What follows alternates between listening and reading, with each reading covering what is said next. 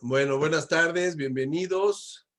Hoy es 15 de julio de 2021 y tenemos una pequeña reunión para platicar sobre los tres textos del filósofo español José Antonio Marina que seleccionamos para la materia de cartografías de la comunicación 1 como textos base para el estilo pedagógico, para la fundamentación pedagógica de cómo vamos a trabajar las materias de cartografías de la comunicación en la carrera de comunicación de la Ibero. Así que, bueno, nos acompaña la profesora Gabriela Robredo, la profesora Ángeles Cuellar y el profesor Eduardo Portas, así como Pablo Soto. Y bueno, pues empecemos si quieren platicando sobre el primer libro, que es El Bosque Pedagógico. Bueno, primero hago una pequeña reseña de José Antonio Marina. Este señor nació a finales de los años 30, o sea, nació en 1939, si no me equivoco. Quiere decir que tiene 82 años. No, sí, 82 años. Es un filósofo que se especializó en temas de lenguaje en los años 60, 70, en filosofía del lenguaje, ¿no? Todo lo que tiene que ver con el giro lingüístico, Wittgenstein, esta corriente de Austin y John Searle, la teoría de los actos de habla, y de la lingüística en el campo de la filosofía, que esa era su principal especialidad en los años 70, 80, 60, como creo que siempre ha trabajado en educación porque siempre ha sido profesor de preparatoria. Es un caso raro, o sea, es un filósofo con muy buen nivel, como filósofo, especializado en lenguaje, pero que siempre ha trabajado con adolescentes. Creo que a partir de los años 70 y 80, cuando se empieza a dar que hay muchos cambios por el tema de que avanza la radio, la televisión, vienen los videojuegos, empieza a cambiar un poco la pedagogía, digamos, por la tecnología, empieza a darse cuenta que empieza a haber una crisis en la pedagogía, en la educación, y se empieza a meter un poco cada vez más, sin dejar la filosofía, en la educación. Entonces, hasta los años 80 había publicado casi puros libros de filosofía, después de filosofía del lenguaje se metió a la ética, con la ética se metió a la filosofía de la cultura, y en los años 80 pues empieza a dar el despegue de las neurociencias, el giro cognitivo, el giro hacia el cerebro, y él empieza a mezclar lo que maneja de lenguaje con cerebro y educación, y entonces ya para los 90 empieza a desarrollar ya una línea de trabajo sobre educación. Ya empieza a publicar muchos textos de pedagogía. Y para la primera década del siglo XXI ya publica casi todo sobre pedagogía y tiene un proyecto que se llama Educación para Padres, donde mezclando todo esto de lingüística, ética, cultura, neurociencias, se empieza a meter ya el tema del aprendizaje, las neurociencias, la educación.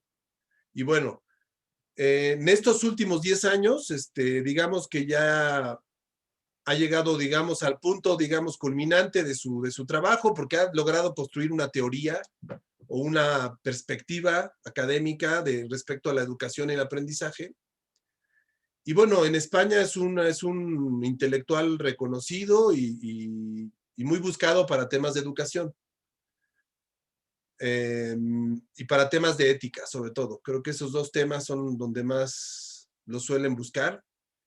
Bueno, en América Latina sus textos circulan bien porque él ha publicado en Anagrama.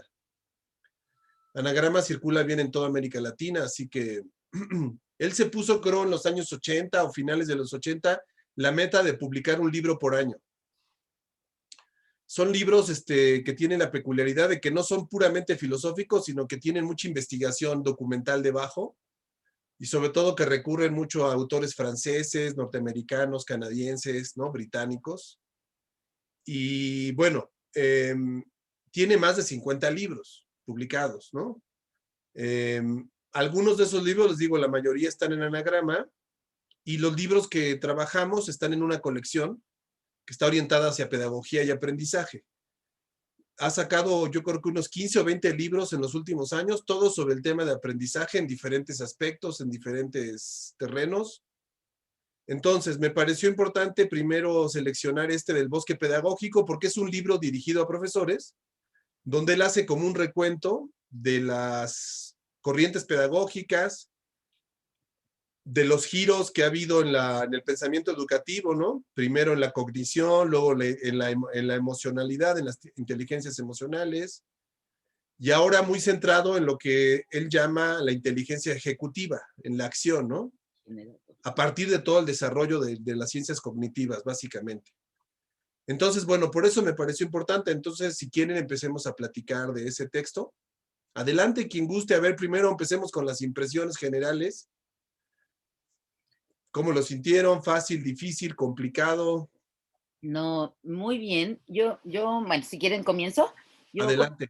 conocí a Marina cuando estudié la maestría en educación y la verdad es que me gustó mucho volver a leerlo y recordar sobre todo muchos de los autores que tú dices que él menciona, pues prácticamente fueron todos los que vi en la maestría en educación. Entonces, como que me recordó muchísimo todo eso. Y a mí en lo particular, bueno, dos cosas muy importantes, creo. Lo primero es que vincula esto que está pasando en la educación con la era en la que estamos viviendo, ¿no? Todas estas características de esta era del vacío, esta ligereza, cuestión de lo efímero y lo instantáneo, rápido, como que va vinculando con el mundo que viven los jóvenes hoy, y esto se me hace muy interesante. En particular, me encantó una frase que dice, ¿no? Que la educación es como intentar reparar un avión en marcha. O sea, no nos podemos detener, ¿no? Esto me encantó, no nos podemos detener a ver qué investigamos o qué aprendemos, sino tenemos que ir aprendiendo, pero el avión va andando, ¿no? Y esto, la verdad es que es así como muy, muy importante entender que seguimos trabajando, pero al mismo tiempo tenemos que seguir investigando y tenemos que seguir estudiando la misma educación. Y y también me gustó mucho una parte que dice que el nuevo paradigma no consiste en que el docente deje de dirigir, o sea, en que por supuesto va a tener un rol menos importante y el alumno tendrá un rol más importante, pero no se trata de que el docente no haga nada, sino de que el alumno no lo note, ¿no? Y esto también me llamó mucho la atención, porque esto quiere decir que el profesor tiene que estar ahí atrás. Finalmente, lo que se aprenda, las conclusiones a las que se llegan, tiene que ser parte de tus metas y de tus objetivos, nada más que el alumno tiene que verse a sí mismo como autónomo y como independiente y como que él es mucho más propositivo y más práctico, ¿no? Y bueno, del primer libro más o menos esto, por ahí también empieza a meter algunos de los temas estos de la inteligencia generadora y de la inteligencia ejecutiva. Y también lo que me llama y me gusta muchísimo es que él, por ejemplo, no rechaza la cuestión de la memoria, que ha sido como un tema en educación de que la memoria ya no es válida y que no hay que memorizar. Él dice, tú no puedes poner a funcionar tu inteligencia si no has ejercitado la memoria y si no De tienes la acuerdo. información guardada. Entonces, a mí esto me encantó, porque hay como una crítica muy fuerte a esto de hacer que los alumnos aprendan cosas y realmente se lo sepan. Y esto es lo que los va a hacer después aplicar y actuar, ¿no? Con esa inteligencia que él describe. Entonces, bueno, la verdad es que a mí me gusta mucho y esto de las coordenadas y la cartografía del bosque y todo eso se me hace una idea muy parecida a lo que vamos a manejar nosotros también, ¿no? Claro, es Esto, acorde a la materia, ¿no? el A mapa. la metáfora. Él hace estos mapas para describir cómo funciona la inteligencia, cómo funciona. Entonces, me gusta esta metáfora también con la materia que vamos a impartir, ¿no? Muy bien, gracias. Ángeles, ¿tú qué te pareció así en términos generales? Pues a mí me encantó esto que ahorita que retomando lo que decía Gaby acerca de la memoria, hace algunos años teníamos una discusión pedagógica precisamente acerca de este tema, pero sí nos llevaba a aclarar que la memoria es importantísima y lo maneja muy bien Marina, en tanto que nuestro conocimiento y nuestra construcción educativa va siendo un cúmulo de conocimientos como un bosque, como lo menciona Marina, en donde vamos haciendo relaciones de conocimientos y que la memoria es la que nos ayuda a todo esto y que sí diferenciábamos lo que es memorizar, porque cuando usamos la memoria para hacer un mapa mental, un gran bosque de nuestros conocimientos, es como vamos uniendo, por ejemplo, una fecha histórica, igual no me acuerdo de la fecha, pero si me voy acordando de los acontecimientos, de los personajes y demás, me voy a acordar de todo, porque estoy haciendo un mapa en tanto a esta cuestión de que mi memoria está jalando la información, considerando que la memoria es selectiva. Y entonces, como mi memoria es selectiva, y esto ya lo mencionaba desde este texto que está muy padre, de lo que decía Piaget, de lo que decían algunos aquí, grandes constructivistas, porque están aquí, o desde la sociología de la misma de la educación, que es precisamente el hecho de que cuando yo construyo mentalmente algo, o sea, cuando hago esa conexión de conocimientos, este gran bosque o mapa mental, entonces no tiene caso memorizar nada, porque la memoria me va a traer todo ese cúmulo.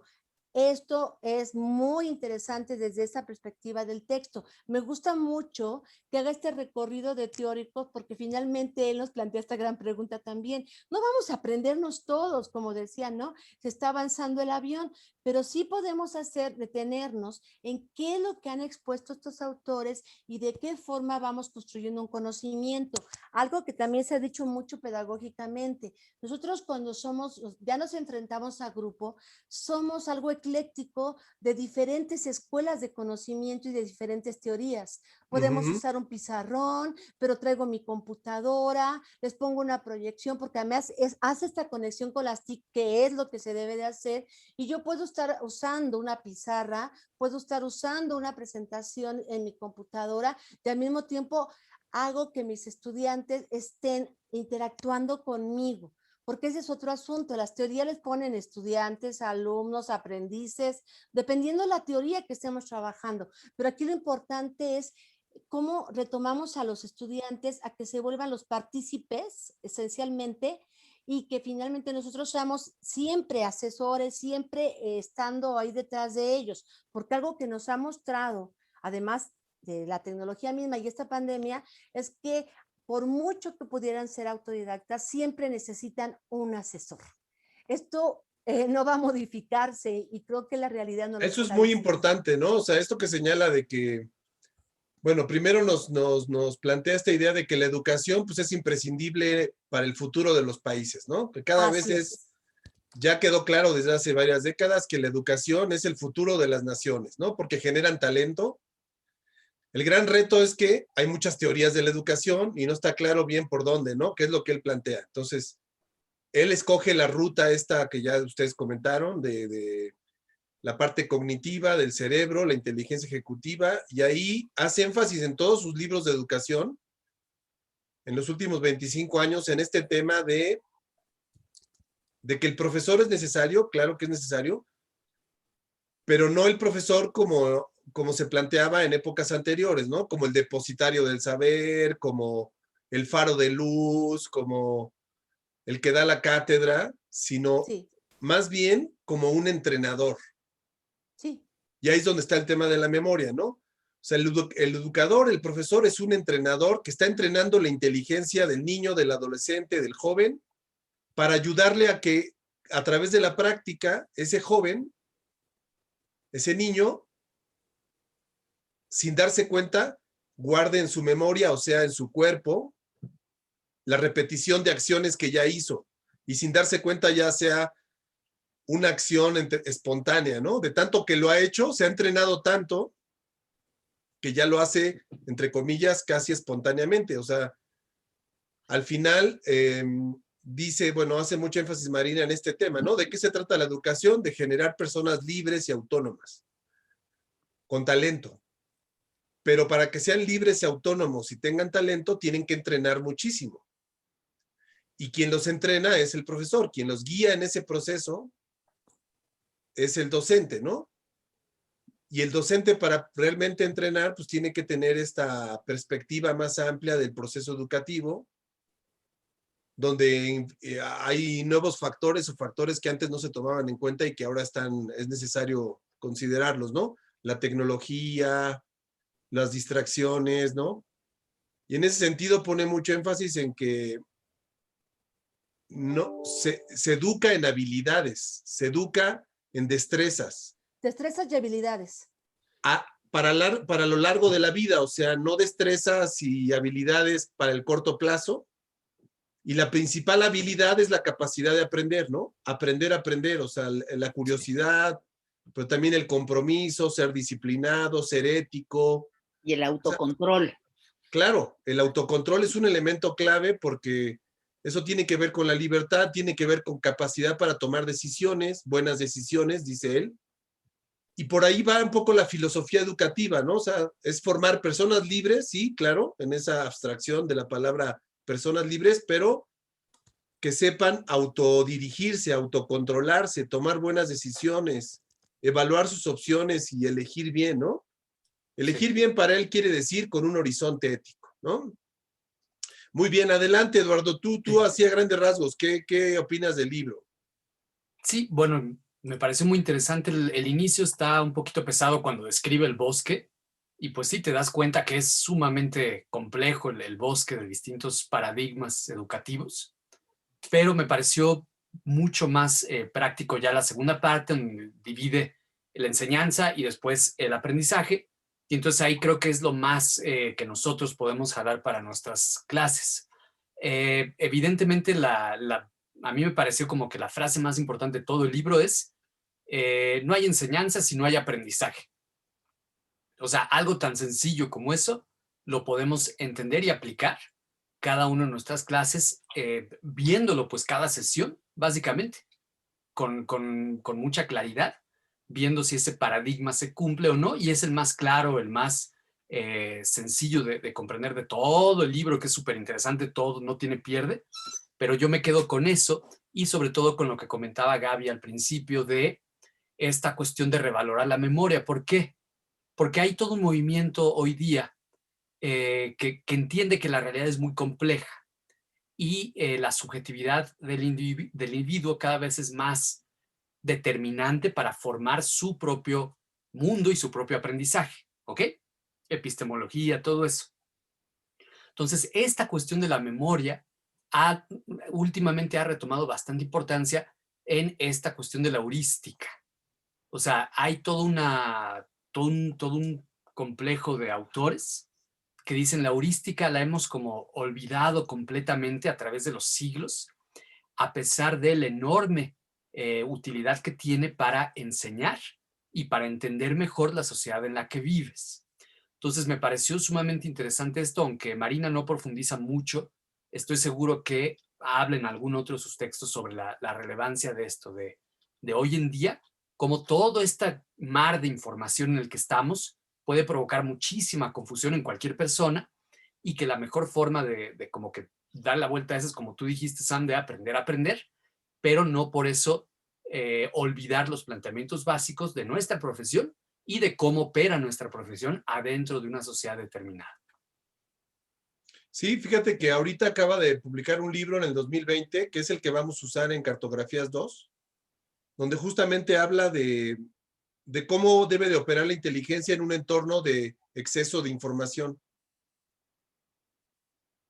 No recuerdo ahorita el título del libro, pero es un libro que acaba de salir en el 2020 donde habla justamente de eso, de cómo se puede guiar el aprendizaje en procesos con exceso de información, ¿no? Como los que estamos.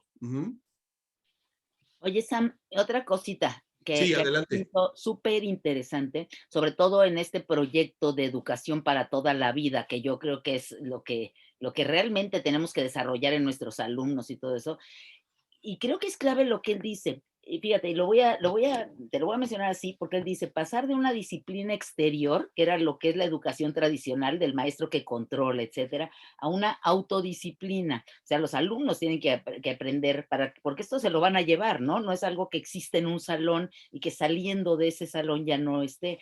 De una motivación exterior a una automotivación. Eso es lo que tenemos que generar en los alumnos, que ellos se motiven a aprender y a saber más y aplicar los conocimientos. Pasar de un aprendizaje dirigido a un autoaprendizaje también, porque justo es la base de una educación para toda la vida, de una educación para siempre. Pasar de una regulación emocional, ¿no? De este aparente control que los demás podemos ejercer para que los jóvenes o los niños controlen sus emociones, a una autorregulación, y entonces, y solo entonces, pasar de la obediencia, que era la actitud que se esperaba en el pasado en un salón de clase, a la autodisciplina, este control propio, que además se va a dar siempre, ¿no? Ya es algo que no se puede ir para atrás. Si ellos Sí, logran. fíjense, esto es muy importante, qué bueno que lo mencionas, Gabriela, porque justamente la autodisciplina no es un contenido, no es un conocimiento, digamos, abstracto, ¿no? La autodisciplina es consecuencia de un entrenamiento. O sea, es efecto de un hacer las cosas durante mucho tiempo, ¿no? Y en eso, pues bueno, por ejemplo, pensemos en el sistema japonés, en el sistema chino de educación. Ustedes han visto, no sé si han tenido chance de revisar por ahí alguna vez en National Geographic, hay un documental sobre el examen que hacen los alumnos que van a la preparatoria en China. ¿Lo han visto? No. Pablito, puedes buscar ahí en, YouTube, en la red a ver cómo se llama ese. Creo que, no, ya ven que hay un juego que se llama Sudoku, no, Soduko, Sudoku. Sudoku. Bueno, es una palabra también en chino que se refiere al examen que hacen a nivel nacional en China los estudiantes que van de secundaria a prepa. Yo vi el documental hace un mes más o menos, yo lo pasaron aquí en National Geographic. ¿No es este que se llama Gaokao? Sí, Gaokao, ese. ¿Hay alguna liga? ¿Estará el video disponible? A ver, déjame ver. Bueno, les platico de este examen. Este es el examen que se hace a nivel nacional para que los que lo pasen tengan después oportunidad de ir a las universidades más importantes en China. Ya saben que hay casi 1.500 millones de chinos. Este examen lo hacen, no sé si 50 millones de adolescentes cada año, o 40 millones, algo así. Y es un examen para el que se preparan durante 2 o 3 años.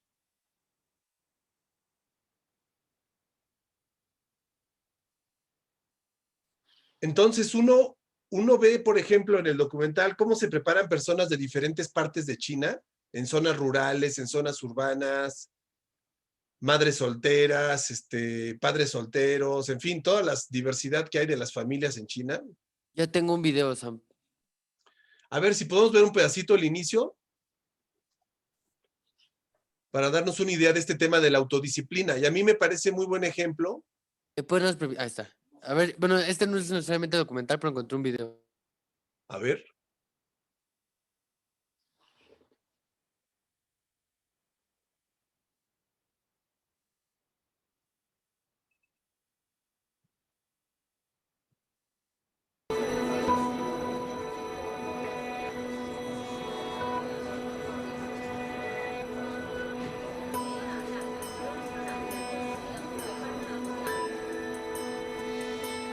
在我能力范围之内，把我学过的知识全面复习，扎扎实实的过了一遍。我觉得，我已经在我能力范围之内，可以有去迎接高考的这个准备了。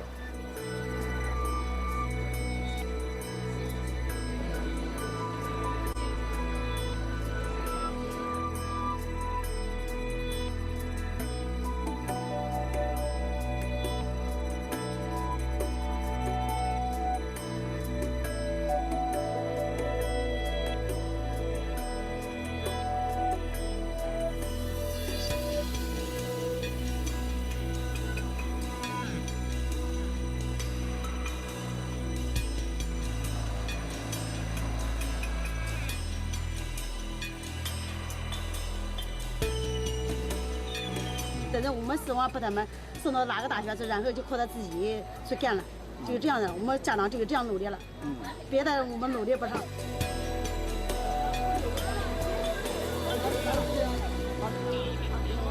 闭上眼了。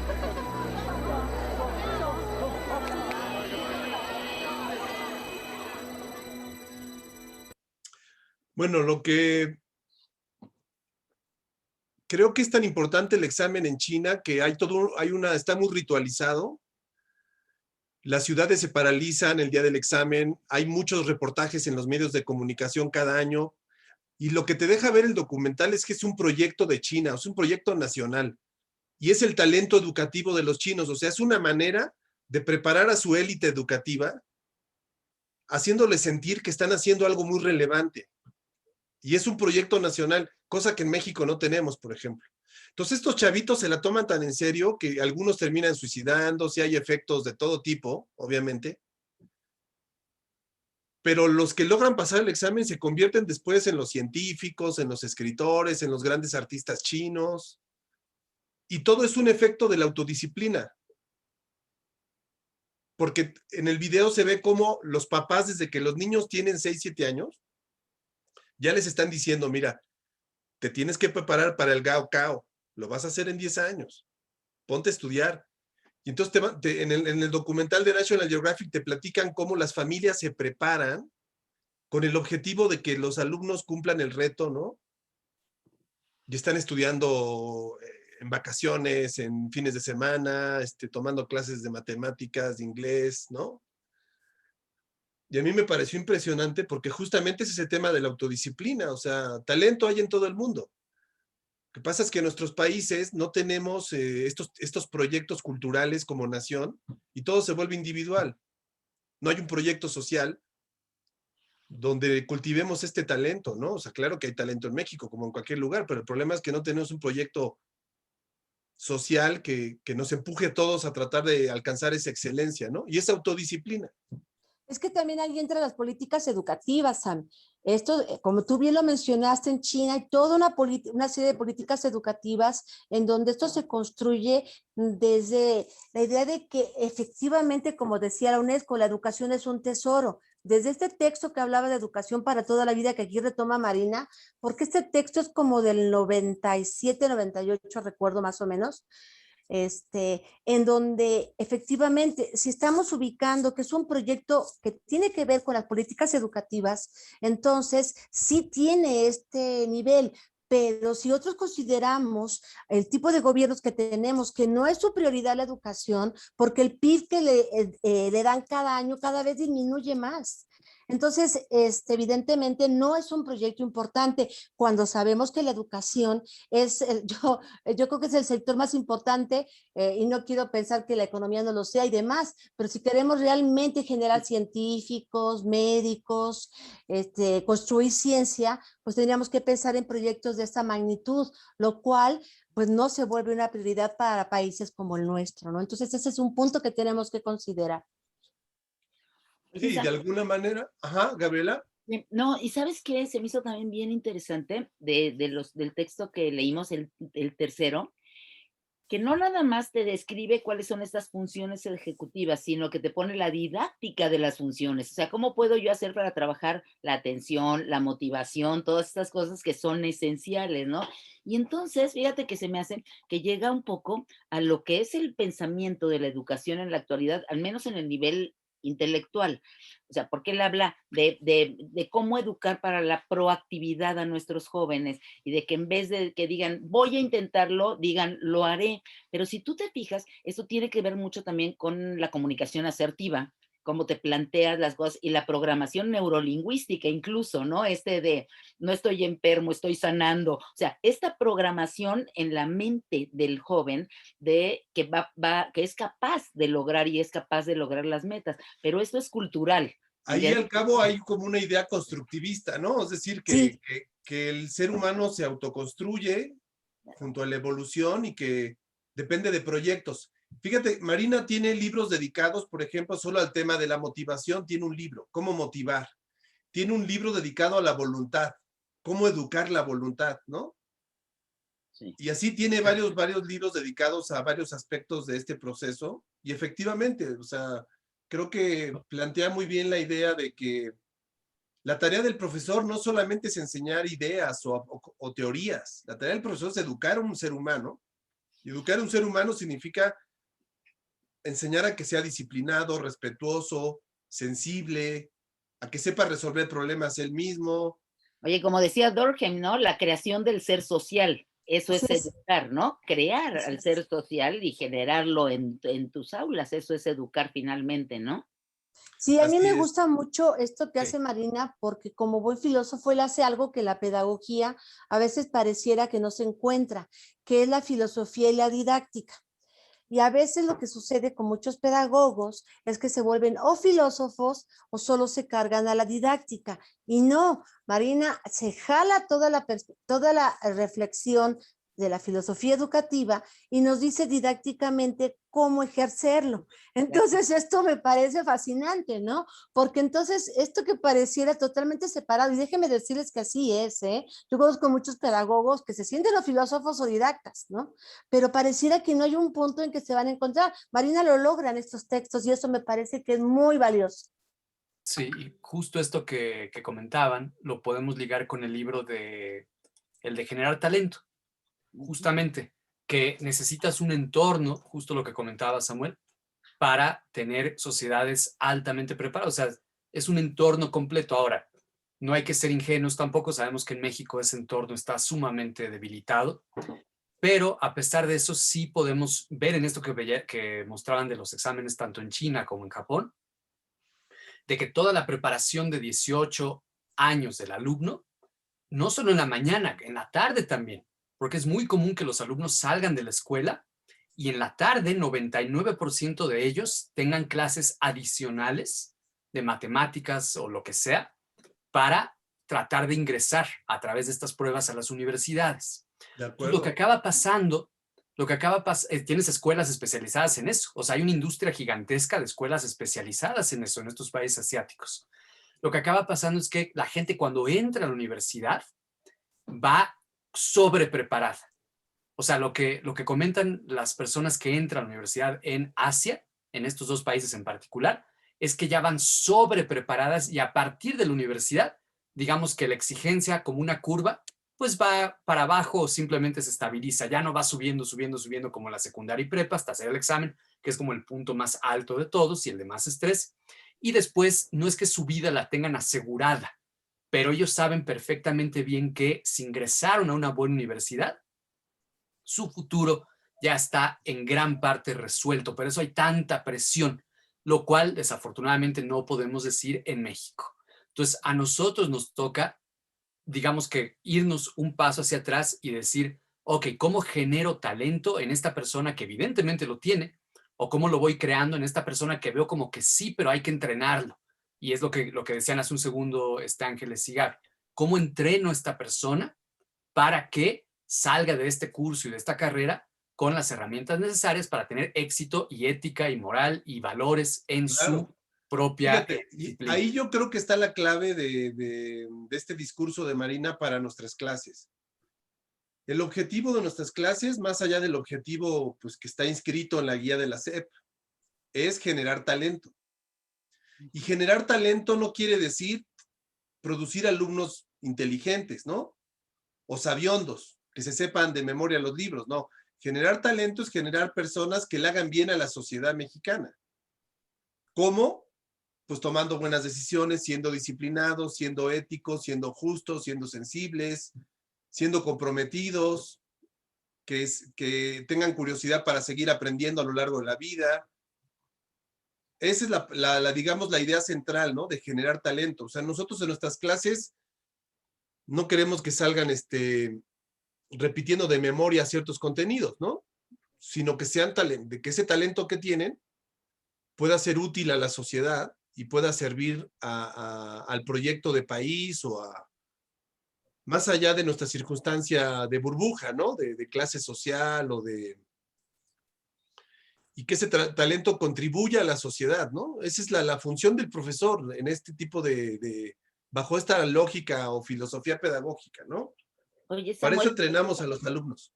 claro, y se resume mucho en lo que él dice, que dice, la capacidad es la inteligencia, o sea, la inteligencia es capacidad, pero el talento es la acción, o sea, es aplicado, ¿no? Y es a fin de cuentas lo que nosotros estamos buscando justo en esta materia, porque lo que queremos es que produzcan, que a final de cuentas sean capaces de observar, de ver, pero de generar algo. Y esto es esta práctica que él dice, esto sería talento. Inteligencia, pues bien o mal lo tenemos todos, ¿no? O sea, hay una medición, es medible, unos tenemos más, unos tenemos menos, pero a fin de cuentas, la inteligencia, como dice él, ¿no? Hay muchas personas inteligentes que realizan actos estúpidos, ¿no? O sea, Exactamente. ¿no? De hecho, Entonces, ¿cómo educas la inteligencia a él esos habla de talento? sociedades estúpidas o sociedades fracasadas cuando el talento individual no es capaz de construir talento colectivo.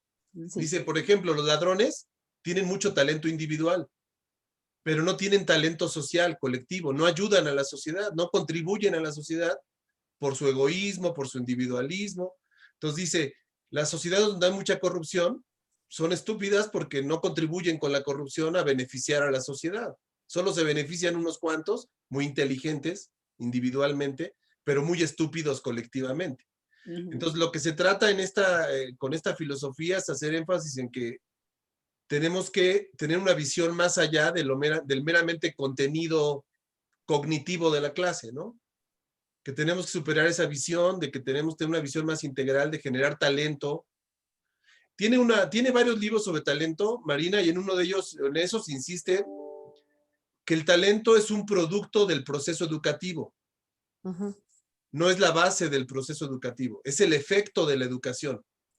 O sea, con entrenamiento se genera personas talentosas. El talento no está antes de la educación, no es a priori, es a posteriori, es una consecuencia de la buena educación, del buen entrenamiento. Convencer a eso de un alumno. ¿Cómo hacemos para convencer a un alumno de eso? Ese es uno de los grandes retos. Claro. Yo creo que, digo, justo que lanzas esa pregunta, Sam, justo está en el libro de la inteligencia que aprende. Es decir, nosotros tenemos ahí sí es una responsabilidad de decir, compañero, compañera, tus funciones ejecutivas están como que desequilibradas. O sea, no es posible que estés 12, 13 horas al día en el celular.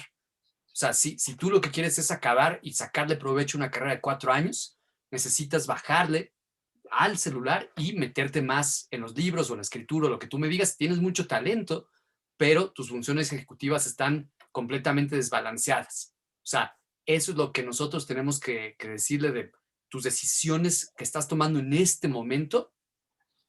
No son de que acabando esta carrera van a desaparecer, sino que es aditivo.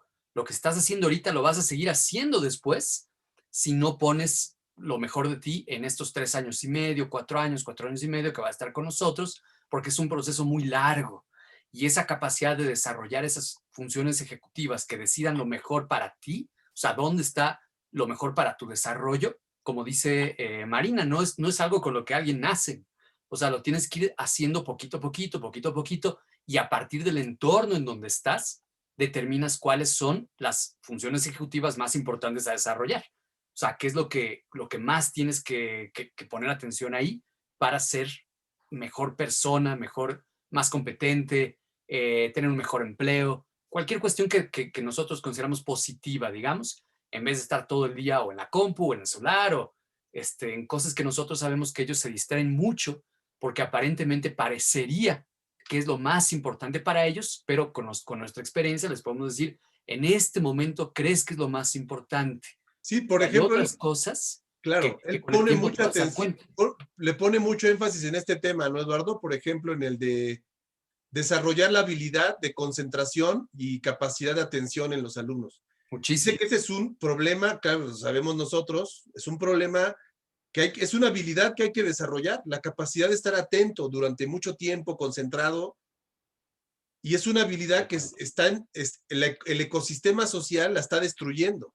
Completamente. Y la educación lucha contra esa tendencia. Claro, porque el ecosistema es muy agresivo versus las capacidades o lo que implica estudiar. El simple hecho de leer ya es un acto individual que te corte todos los demás. Entonces, el ecosistema en donde estamos actualmente no favorece eso, o sea, no lo ve con buenos ojos.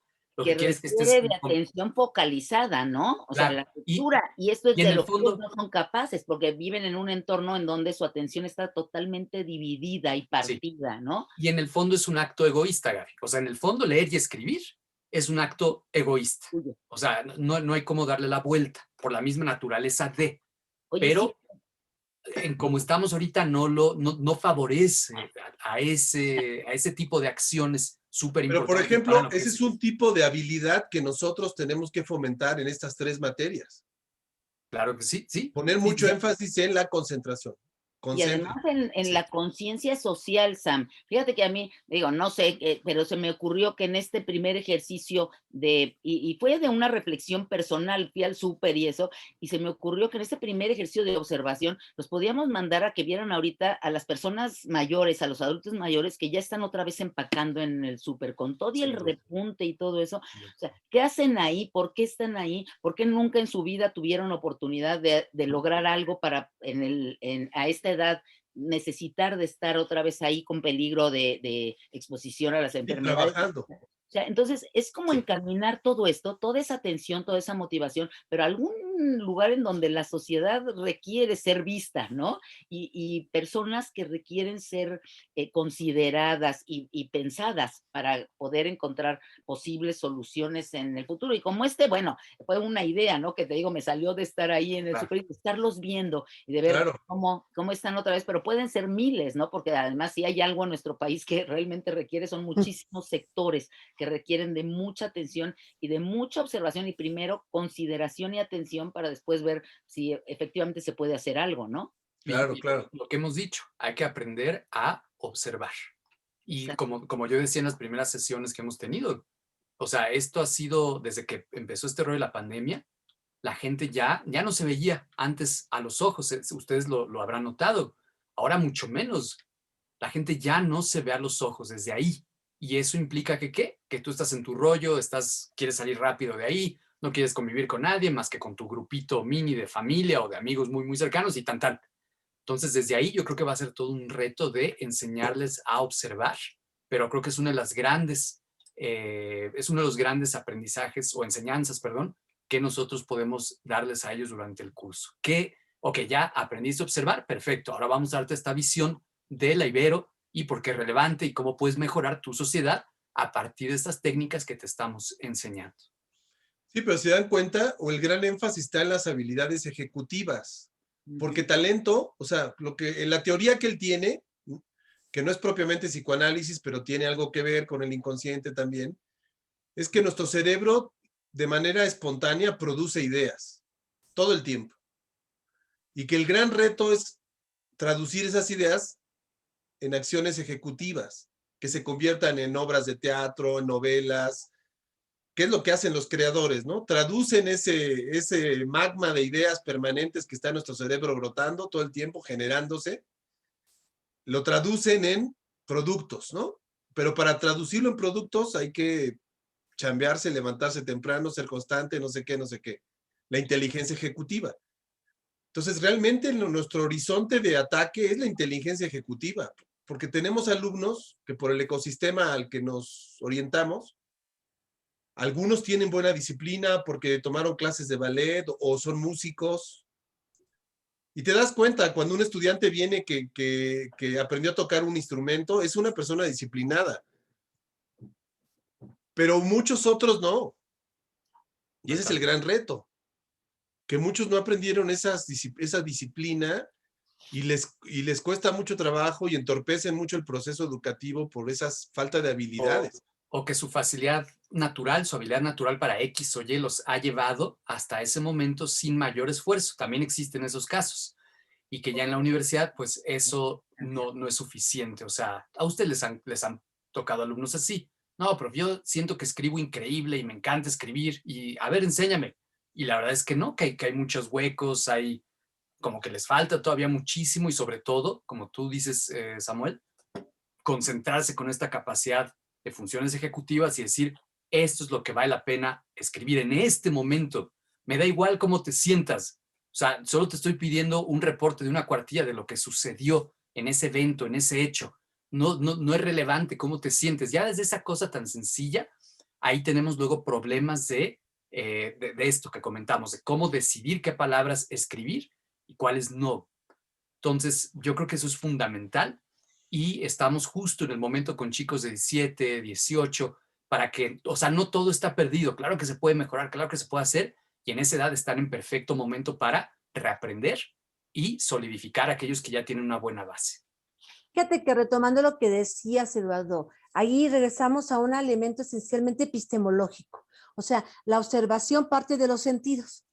Si yo soy capaz de estar viendo, escuchando, oliendo qué es lo que se encuentra a mi alrededor, tocando, si me es posible, ahorita sabemos que con la pandemia igual nuestros sentidos pueden verse un poquito atorados, vamos viendo que entonces si ellos por lo menos entienden que lo que sí podemos usar nuestros sentidos, que es la observación y el oído, y captar toda esta información, oler, si estamos en el mercado de Sonora o si estamos en la central de abasto, todo lo que van a encontrarse con sus sentidos, estos elementos sensoriales, estamos haciendo un ejercicio epistemológico. Igual no lo van a saber, no vamos a usar la palabra compleja, pero ahí viene la cuestión ejecutiva. O sea, si yo estoy ocupando bien todos mis sentidos, mi observación se va a completar y es cuando vemos en estos grandes escritores, es que olía rosas, es que su recuerdo me traía el oleaje del mar, pero porque están usando sus sentidos. Si recuperamos esta percepción, yo creo que podemos ir por unos caminos muy interesantes, dado que vamos a hacer estas visitas a lugares de este tipo, ¿no? Sí, el énfasis está definitivamente en ponernos la meta de generar talento, educando el sistema ejecutivo de los alumnos. Digamos, de manera muy sintética, creo que podemos estar de acuerdo en que ahí está, digamos, el punto central, ¿no? Generar talento a partir de instruir, habilitar, mejorar las destrezas del sistema ejecutivo. Y eso es entrenamiento, entrenarlos. Nosotros vamos a entrenarlos con los retos que les vamos a poner, con las tareas, con el trabajo de campo. Adelante, Eduardo. Sí, no, sí, justo eso, Sam, que no es solo una cuestión cerebral, o sea, como dijo Ángeles y como ha dicho Gaby también, o sea, esta es una cuestión que tiene que ver también con tu cuerpo, con tu corporalidad. No es solo tu salud, claro. Es de cómo decides ver a X o Y. ¿Cómo te alimentas? Ajá, ¿Cómo te descansas? alimentas, si duermes temprano, si no duermes temprano. O sea, no es solo una cuestión cerebral, que creo que ha sido el gran, no solo la Ibero, 99% de las universidades no lo han tocado este tema en absoluto. El cuerpo no existe. Ajá, no, es invisible, es solo un cerebro el que va a la escuela y ya lo cual sabemos que es falso. O sea, y creo que eso es súper, súper, súper importante aquí en esta materia, porque sí, o sea, si no estás bien ahí, si no sabes, si no hay una buena comunicación en tu propia ser, es decir, la combinación de mente y cuerpo físico, fisiológico, ahí vamos a tener un problema fuerte que los va a arrastrar toda la carrera. Claro. Mira, les platicamos un caso, un ejemplo muy, muy ad hoc a esto. La semana pasada, la primera charla que tuvimos sobre los Juegos Olímpicos fue de una reportera de Claro Sports. Esta chava no estudió comunicación, es un caso muy interesante. Ahí está el video, se los podemos pasar. Ella se llama Pía Ramos, ella estudió actuación, estudió en el CEA de Televisa. Pero siempre le ha gustado el ejercicio, entonces es atleta, le gusta hacer ejercicio. Y ahora que se va a ir a los Juegos Olímpicos a cubrir Tokio, porque Claro Sports es de Carlos Slim, ellos tienen los derechos para transmitir los Juegos. Esta chava nos platicó que se ha estado entrenando durante los últimos 6 meses como si fuera un maratón. Porque dice que las cargas de trabajo por la diferencia horaria con Tokio y por el contenido que tienen que generar, pues son muy altas. Trabajan 16, 17 horas al día. Entonces dice que si ella no va con buena salud de haber hecho tanto ejercicio, no aguanta los 21 días que tiene que estar haciendo la cobertura. Y es eso en buena medida, o sea, no es solamente que sepas del tema, ¿no? Sino que tu cuerpo también resista la carga, porque ¿cómo vas a trabajar para ser buen escritor si no tienes salud física, ¿no? ¿Cómo vas a ser un buen pintor si no puedes estar parado de pie 6, 7 horas? Sí. Entonces, a mí me llamó mucho la atención de esta chava porque sin ser comunicadora, sin haber estudiado comunicación, tiene como muy claro su objetivo y su función en los medios, ¿no? Y ella sabe que en primer lugar, si no tiene esa vitalidad, no la va a proyectar en la pantalla, no va a tener esa espontaneidad que tiene cuando habla, ¿no? Por esa flexibilidad que tiene, por su salud corporal. Y bueno, me pareció muy bueno ese ejemplo y creo que ajusta perfecto. O sea, ¿cuánto talento no se ha desperdiciado en tanta gente que tiene muchas habilidades, pero que no las ha cultivado por el alcoholismo, por las drogas, por la falta de disciplina? ¿Cuántos Mozarts no han sido perdidos por obesidad, porque se enferman muy pronto, ¿no? Por estar viendo memes todo el día. Sí, o sea, todo lo que puede afectarte la conducta que tienes, ¿no? Por eso yo creo que además de, obviamente, de estas 3 materias, porque este proyecto es para estas 3 clases, pero realmente esta visión más amplia o integral debería ser para cualquier docente en cualquier materia. O sea, aquí viene el gran reto, ¿no? Que la mayor parte de la gente, colegas de nosotros, creen que enseñar es enseñar un contenido de una clase. Y justamente Marina nos hace ver que no es así, que realmente no es que enseñemos el contenido de una clase.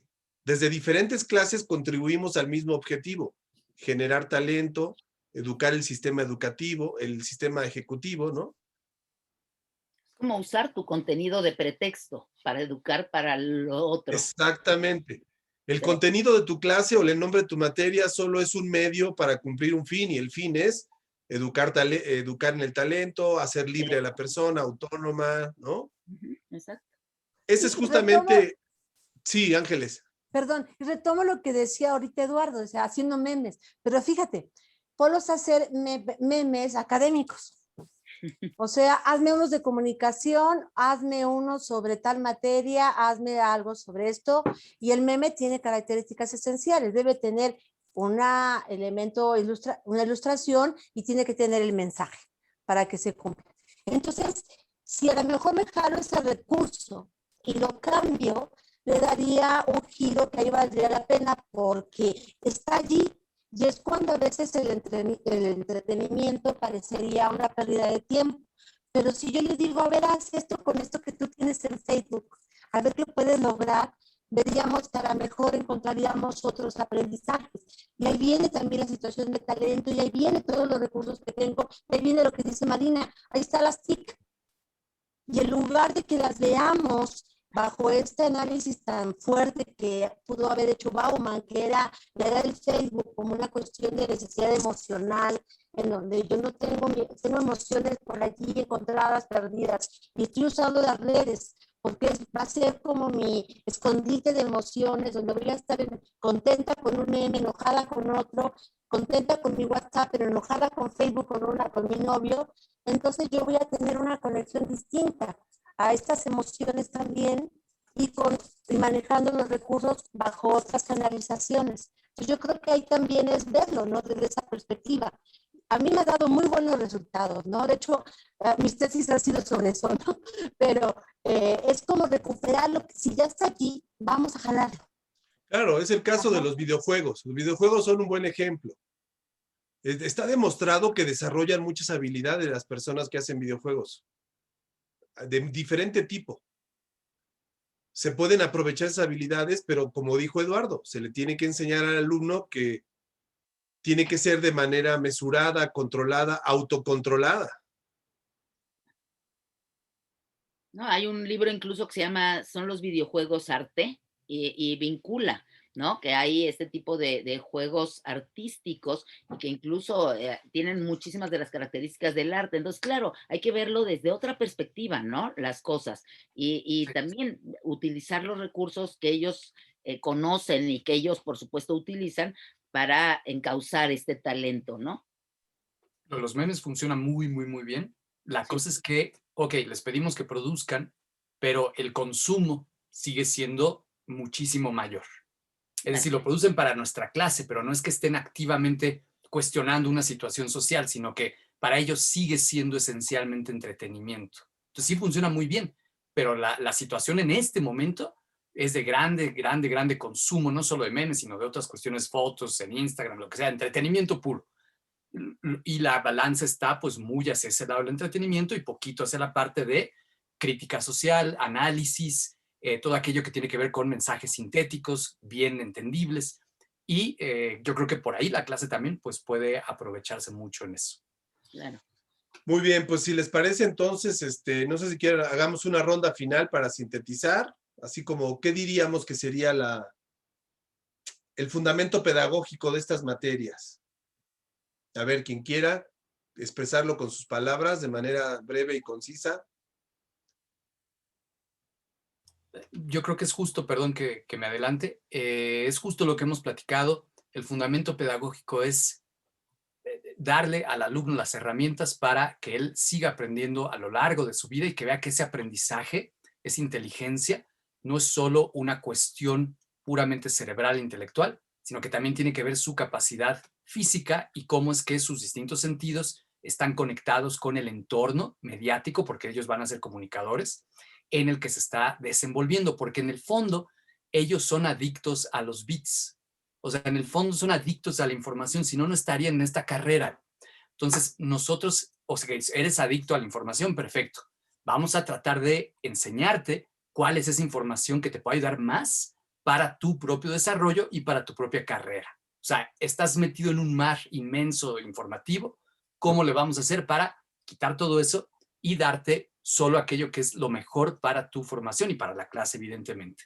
Entonces, yo creo que nuestro papel educativo está ahí y no podemos dejar de lado todo lo que hemos leído en los libros de Marín y todo esto. Lo que más yo resaltaría es la parte de las funciones ejecutivas, sin duda. O sea, tienen muchísima capacidad, tienen muchísimo talento, son buenísimos en muchas cosas, pero sus funciones ejecutivas no están todavía bien balanceadas en la enorme mayoría de ellos. Y yo creo que ahí sí nosotros les podemos ayudar a organizarlas mejor para tomar mejores decisiones. Perfecto. Bueno, yo quisiera nada más concluir diciendo que ellos mismos tienen que entender que el talento se basa en que gestionen óptimamente su inteligencia y su memoria. O sea, no Recursos, desligar ¿no? eso, sino que ellos se den cuenta que en la gestión óptima y en el uso efectivo de estas dos cosas, que son la inteligencia y la memoria, es donde ellos pueden tener un éxito, vaya, relativo, al menos predictivo, predecible en el futuro, ¿no? Entonces, está bien el talento, pues con el talento, pero si no está basado en que tú utilices correctamente tu inteligencia y tu memoria, no funciona y no va a funcionar tampoco en el futuro, ¿no? Claro, es que incluso la propia dimensión de lo que podemos llamar éxito es haber adquirido esa autocapacidad de autodisciplina, ¿no? Claro. Eso ya es el éxito. Ya lo que vaya a pasar con la fortuna o no, hacerse famoso, célebre y demás, pues eso ya no depende de nosotros. 1000 factores. Pero sí. ya hay un éxito en que el alumno aprenda a autogestionar sus recursos, a tomar buenas decisiones, a ser constante, disciplinado, ético, justo, sensible, comprometido, ¿no? Sí. Atento. Correcto. Tú, Ángeles, ¿cómo cerrarías? Espero que me escuche bien. A que ellos también se ubiquen como estos actores sociales, efectivamente, en donde se van a dedicar a resolver problemas. Y este talento que se va a construir aquí va a ser en tanto a resolución de problemas, viéndose como mejores ciudadanos. Entonces, si yo me veo como un actor social, en donde mi talento va a ir enfocado a resolver problemas, entonces yo soy partícipe de construir un mejor país. Y para eso está la escuela. Bien, muy bien, buena síntesis. Sí, claro, la idea de la inteligencia colectiva, ¿no? O sea, ¿de qué sirve tener alumnos brillantes que son egoístas, individualistas, que solo ven por sí mismos, ¿no? Claro. Bueno, pues ahí está el reto. Vamos a cerrar la sesión. Voy a dejar de grabar.